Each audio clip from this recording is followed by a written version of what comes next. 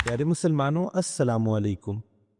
حضرت زین العابدین علیہ الصلاۃ والسلام جو کہ امام حسین رضی اللہ تعالیٰ عنہم کے لختے جگر ہیں، آج ان کی فیاضی کا اور صبر کا ایک ایسا واقعہ سناؤں گا کہ انشاءاللہ آپ کا ایمان تازہ ہو جائے گا۔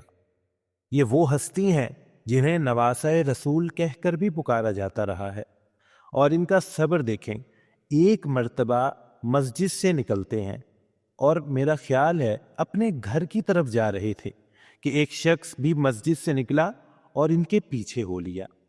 اب یہ چلتے جا رہے ہیں اور وہ شخص پیچھے سے انہیں گالیاں دیتا جا رہا ہے۔ نعوذ باللہ، آپ یہ سوچیں آج کل کے دور میں ایسا کچھ ہو تو لوگ کیا کہتے ہیں؟ ہم لوگ کہتے ہیں گستاخی ہے۔ اور اس وقت جب وہ ذات اس دنیا میں موجود تھی، خود جن کے نیک اعمال اتنے ہیں کہ ہم فہرست بنانے بیٹھے تو وہ فہرست ہی پوری نہ ہو، جتنے نیک وہ تھے، انہیں گالیاں دے رہا تھا وہ شخص۔ نعوذ باللہ، کیا ہوا؟ وہ چلتے جا رہے ہیں، اب لوگوں نے اسے پکڑا۔ دیکھیں، غیرت آتی ہے نا، اللہ پاک غیرت دلاتے ہیں کہ یہ کیا ہو رہا ہے۔ آج کل تو وہ غیرت کہیں چلے گئی ہے، نظر ہی نہیں آتی، برے کام ہو رہے ہیں، کوئی روکنے والا ہی نہیں ہے۔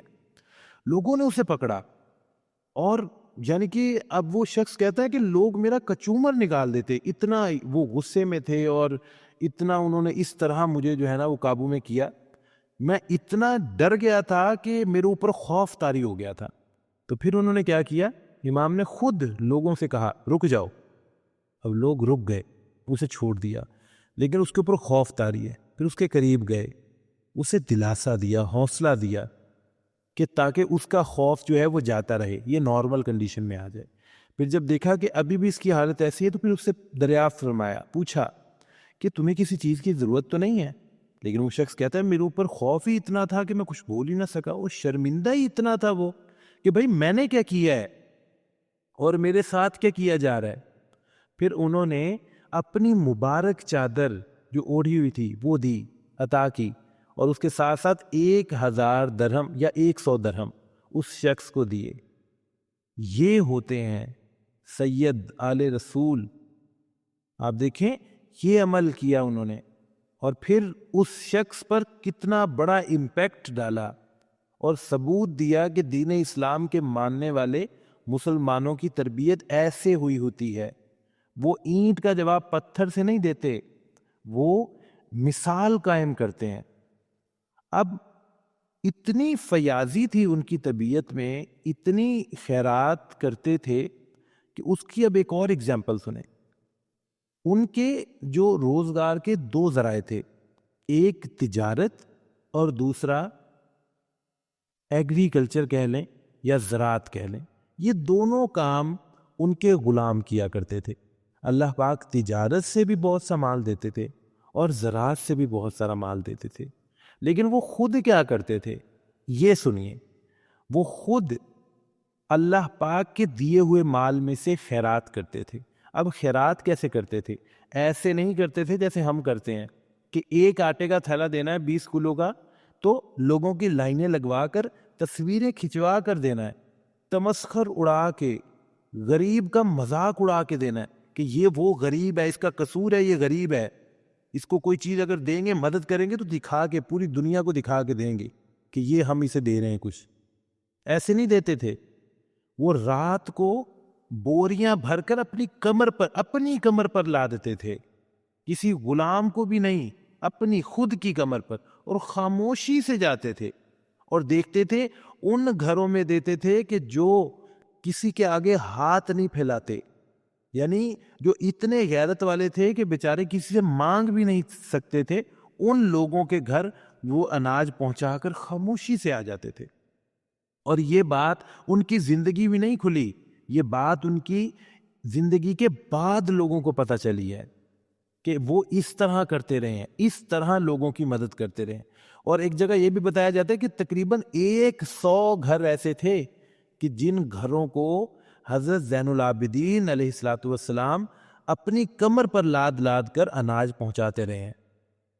اور اس بات کا پتہ کیسے چلا؟ کہتے جب غسل کے لیے لٹایا گیا ہے تو پھر کمر پر کالے نشان تھے، سیاہ نشان. تو پھر غلام نے بتایا یا پتہ چلا کہ یہ نشان ان بوریوں کو رکھ رکھ کر بنے ہیں، اور جب وہ اس دنیا سے چلے گئے ہیں پھر لوگوں کو پتہ چلا ہے. کیوں؟ کہ انہیں اناج پہنچنا بند ہو گیا. پہلے تو انہیں پتہ ہی نہیں تھا کون آتا ہے، کہاں سے دے جاتا ہے. اس چیز پر پردہ پڑا ہوا تھا، کوئی پبلسٹی نہیں تھی. جب وہ اس دنیا سے چلے گئے اور پھر جب لوگوں کا اناج بند ہو گیا پھر پتہ چلا کہ بھائی وہ ایک شخص ایسا تھا جو کہ اتنے لوگوں کی فکر کرتا تھا اللہ کے حکم سے. اسے صدقہ و خیرات کہتے ہیں. اسے کہتے ہیں کہ ایک دفعہ اس دور میں حشام بن عبد الملک، جو کہ اس دور کا سمجھے کہ بڑا تھا، گورنر یا جو بھی تھا، وہ مکہ آیا حج یا عمرہ کرنے کے لیے.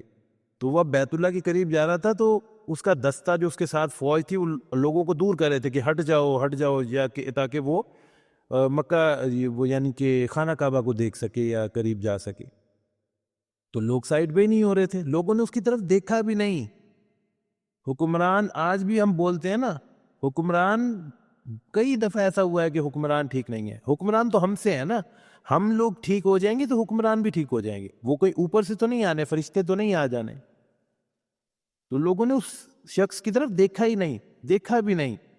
اب کیا ہوا کہ تھوڑی دیر بعد مجمع میں سے آوازیں آنے لگی، لا الہ الا اللہ، اللہ اکبر، اس طرح کی آوازیں. اور دیکھتے ہیں کہ ایک شخص آ رہا ہے خندہ پیشانی کے ساتھ، چمکتی ہوئی پیشانی پر نماز کے نشان، احرام باندھا ہوا ہے، اور لوگ خود ہٹتے جا رہے ہیں، راستہ دیتے جا رہے ہیں، زیارت کے لیے کھڑے ہیں لوگ. سبحان اللہ. اور بڑے ہی شان سے وہ اللہ والا آ رہا ہے، اور وہ بڑے ہی پیارے انداز میں آئے اور حجر اسود کا بوسہ لیا اور پھر چلے گئے. اب وہاں اس وقت وہ اس گورنر کے دستے میں ایک آدمی تھا، اس نے پوچھا اسی سے، ہشام سے، کہ یہ کون ہے؟ اس نے کہا مجھے نہیں پتا. اسے تو نہیں پتا تھا. وہاں پر ایک پھر بہت مشہور عربی شاعر تھا، میرے خیال فرزت تھا شاید اس کا نام. اس شاعر نے کہا کہ تجھے نہیں معلوم، یعنی ہشام کو نہیں پتا، تو پھر کیا ہوا؟ مجھے پتا ہے، پورے یعنی کہ پورے سب لوگوں کو پتا ہے، یہ حضرت زین العابدین ہے. اس نے تو کہا تھا کہ یہ ارجمند علی ہیں، حضرت امام حسین رضی اللہ تعالیٰ عنہ کے بیٹے، جن کو زین العابدین کے نام سے جانا جاتا ہے. اور پھر انہوں نے ایک فہرست یعنی شعر کہے اس وقت عربی میں، جن کا ترجمہ بھی بعد میں کیا گیا. تو پیارے مسلمانوں، میرے پیارے بہنوں اور بھائیوں، یہ ہوتا ہے دین اسلام. اور دین اسلام ان ہستیوں کی وجہ سے پھیلا ہے. آج ہمارے رویے ہی خراب ہو گئے. ہم کسی کو سلام نہیں صحیح طرح سے کرتے، ہم کسی پر غور ہی نہیں کرتے، ہم اپنے آپ پر غور نہیں کرتے. اپنی عادتیں خراب ہیں، رہیں 100 عیب نکالیں گے دوسروں کے اندر، اپنا ایک عیب بھی نہیں دیکھنا. او بھائی کام تو الٹا تھا، اپنے 100 نکالنے تھے، دوسروں کا ایک بھی نہیں دیکھنا تھا. یہ ہم نے کیا کر دیا؟ کس طرف جا رہے ہیں؟ کبھی تو سوچیں ہم. میں یہ نہیں کہ میں نہ سوچوں، آپ سوچیں، ہم سب سوچیں. ہم سب کے سوچنے سے، پھر اس سوچ پر عمل کرنے سے یہ کام ہوگا نا. بس اللہ پاک ہم سب کو ہدایت عطا فرما دے اور ایسی ہستیوں کے نقش قدم پر چلا دیں. آمین ثم آمین.